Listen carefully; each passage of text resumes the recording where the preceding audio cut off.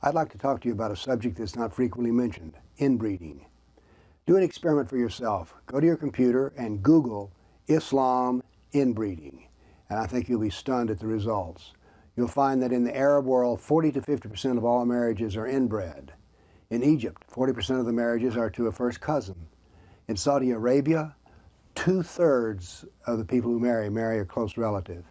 And in Britain, the Pakistani refugees, 55% of their marriages are to first cousins.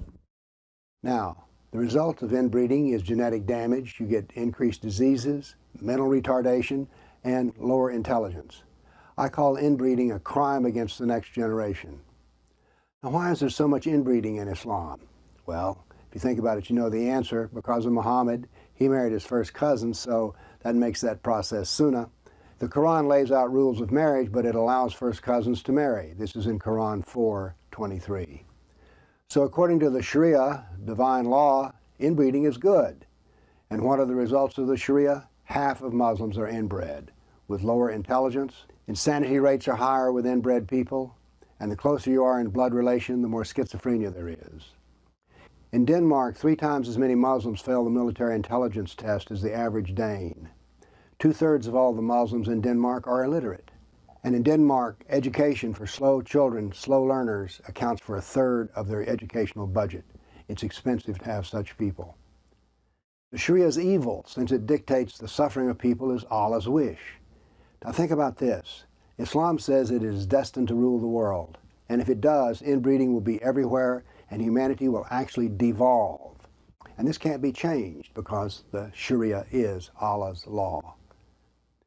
But why are we silent about Sharia suffering? Why can't we educate about this harm? How can we go about trying to show that this is wrong? Oh, wait a minute, we can't do this because this would be offensive to Muslims. So we won't be including incest in part of the explanation about the beauty of Islam in our schools. Can we find a Muslim who will say that inbreeding is wrong? Will he abjure this? Because science agrees it is wrong. Can we run a social program to educate immigrants who come here about genetic damage? Well, as good as that sounds, because it would reduce suffering, that would be Islamophobic. How evil does something have to get before we can talk about it? I want to prevent a crime against the next generation. Am I a bigot to talk? And are you afraid to talk? This is a serious problem and it needs to be addressed.